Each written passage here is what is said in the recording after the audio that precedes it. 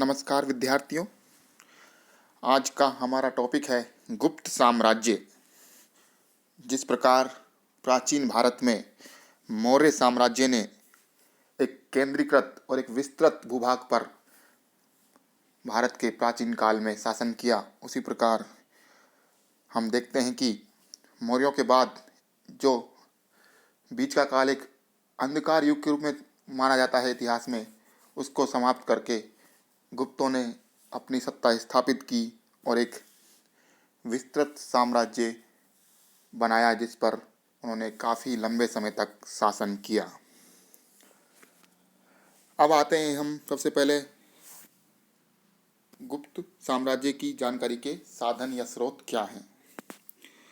तो जैसा कि हम जानते हैं कि 3 महत्वपूर्ण स्रोत होते हैं, एक पुरातात्विक स्रोत, दूसरा साहित्यिक स्रोत और तीसरा विदेशी यात्रियों के वृत्तांत। और ये तीनों स्रोत ही हमें गुप्त साम्राज्य के बारे में एक अच्छी जानकारी हमें देते हैं। पुरातात्विक स्रोतों में जिसमें अभिलेख और सिक्के महत्वपूर्ण हैं। अभिलेखों में सबसे महत्वपूर्ण है समुद्रगुप्त की प्रयाग प्रशस्ति, चंद्रगुप्त द्वितीय का मेहरौली लौह स्तंभ लेख, कुमारगुप्त का मंदसौर अभिलेख और स्कंदगुप्त का भीतरी अभिलेख। ये अभिलेख बहुत ही महत्वपूर्ण हैं गुप्त साम्राज्य के इतिहास को जानने के लिए। और भी अभिलेख हैं, लेकिन सबसे ज़्यादा महत्वपूर्ण ये अभिलेख हैं।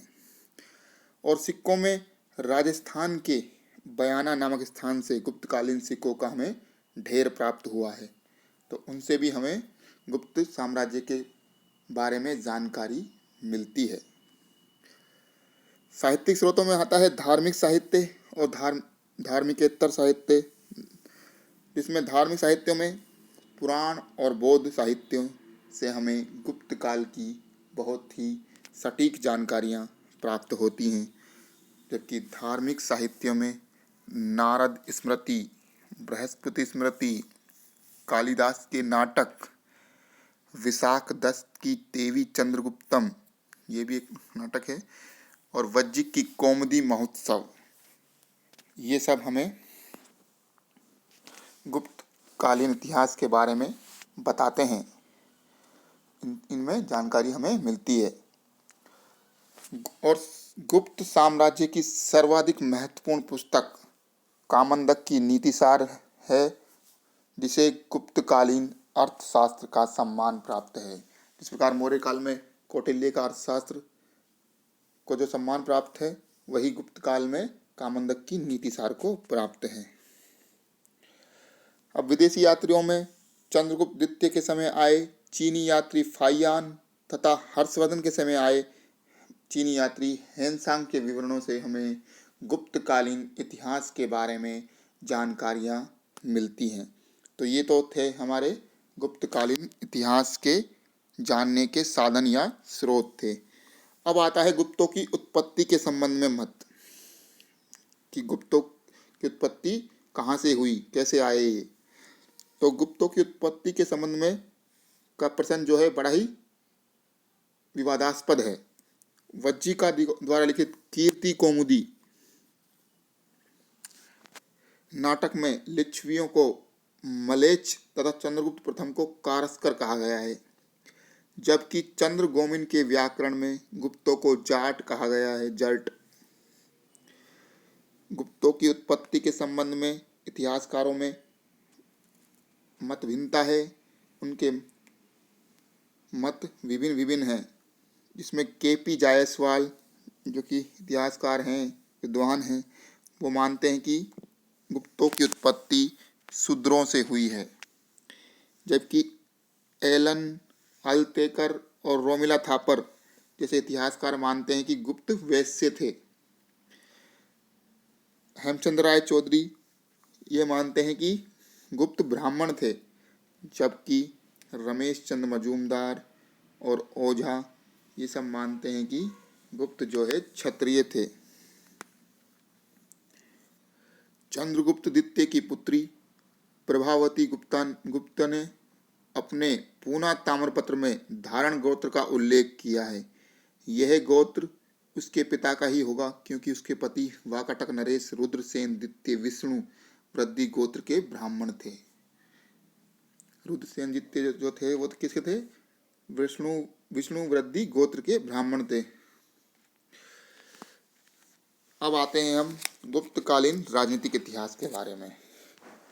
गुप्त काल में भी बहुत ही महत्वपूर्ण शासक रहे हैं, इसमें चंद्रगुप्त प्रथम, समुद्रगुप्त, चंद्रगुप्त द्वितीय, कुमारगुप्त, ये सब गुप्तकालीन शासक थे जो कि बहुत ही महत्वपूर्ण शासक रहे हैं।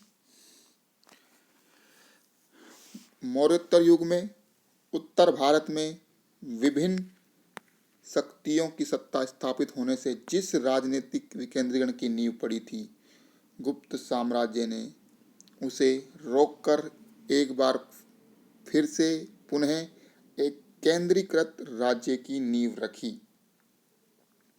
पर यह ध्यान रखना होगा कि मौर्यों की तुलना में इनकी केंद्रीकरण की प्रवृत्ति कम थी और साम्राज्य विस्तार भी कम ही था। जैसा कि मैं बता रहा था आपको कि मौर्य यानी बहुत ही केंद्रीकृत व्यवस्था दी और एक बहुत ही विस्तृत भूभाग पर भारत के उन्होंने शासन किया था, जबकि इनका साम्राज्य विस्तार थोड़ा उनसे कम था लेकिन उनके अनुरूप ही था। अब आते हैं हम गुप्त राजवंश का प्रथम शासक किसको माना जाता है या आदि पुरुष जिसे कहते हैं हम, या संस्थापक कौन था? श्रीगुप्त को माना जाता है। इसकी ऐतिहासिकता प्रमाणिक नहीं है। बनारस के पास कुछ मुद्राओं में गुप्तस्य या श्रीगुप्तस्य का उल्लेख है और प्रयाग प्रशस्ति जो कि समुद्रगुप्त का एक महत्वपूर्ण अभिलेख है, उसमें भी इसका उल्लेख हुआ है। इसके बाद घटोत्कच जो कि श्रीगुप्त का पुत्र था, उसने महाराजे की उपाधि धारण की थी। स्कंदगुप्त के सुप्रिया अभिलेख तथा प्रभावती गुप्त के पूना ताम्रलेख में इसे ही गुप्त वंश का संस्थापक कहा गया है। और नंबर 3 पर आते हैं हम। गुप्त वंश के जो शासक रहा है वो है चंद्रगुप्त प्रथम। इनका शासनकाल रहा 319 ईस्वी से लेकर 330 ईस्वी तक। इन्हें गुप्त वंश का वास्तविक संस्थापक माना जाता है। गुप्त वंश का संस्थापक कौन था? श्रीगुप्त, जबकि वास्तविक संस्थापक कौन था? चंद्रगुप्त प्रथम। इन्होंने ही सर्वप्रथम महाराजाधिराज की उपाधि धारण की। इसने 319-20 ईस्वी में अपने राज्यारोहण के साथ एक नए संवत गुप्त संवत की शुरुआत की। तो ये क्वेश्चन एक महत्वपूर्ण है कि गुप्त संवत की शुरुआत किसने की? चंद्रगुप्त प्रथम ने।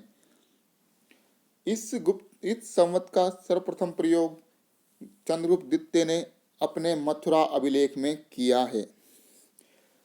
चंद्रगुप्त प्रथम ने लिच्छवी राजकुमारी कुमार देवी से विवाह किया, जिसके प्रमाण के रूप में चंद्रगुप्त व कुमार देवी प्रकार के सिक्के हमें मिले हैं, जिस पर एक तरफ उन दोनों के चित्र तथा दूसरी तरफ लक्ष्मी का चित्र अंकित है।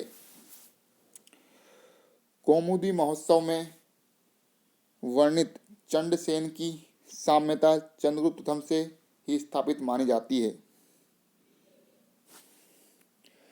कुमार देवी प्रधान रानी और राज्य की उत्तराधिकारी होने के कारण वह महादेवी भी कहलाई।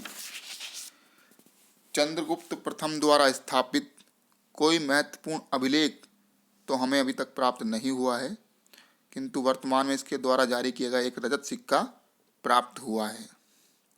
तो ये थे चंद्रगुप्त प्रथम, जिन्हें गुप्त साम्राज्य का वास्तविक संस्थापक माना जाता है। इनके बाद आते हैं समुद्रगुप्त, जो कि गुप्त साम्राज्य के सबसे महान शासकों में से एक हैं। गुप्त साम्राज्य के ही नहीं वरन प्राचीन काल के महान शासकों में से उनका नाम आता है। अशोक के बाद वही एक महान शासक थे। इस समुद्रगुप्त के बारे में हम अगली कक्षा में पढ़ेंगे। तो ये था, आज हमने शुरुआत की है गुप्त साम्राज्य की, जिसमें हमने बताया कि गुप्त साम्राज्य के जानने के स्रोत या साधन क्या हैं, उनकी उत्पत्ति किस प्रकार हुई, कौन कौन क्या विद्वान इतिहासकार के मत हैं, और उसके बाद महत्वपूर्ण शासक, जिसमें 3 प्रारंभ में श्रीगुप्त जो कि संस्थापक रहे हैं, उसके बाद घटोत्कच और वास्तविक संस्थापक के रूप में चंद्रगुप्त प्रथम को हम देखते हैं। तो ये था गुप्त साम्राज्य के बारे में थोड़ी सी जानकारी। आगे की जानकारी अगली कक्षा में पढ़ेंगे। धन्यवाद विद्यार्थियों।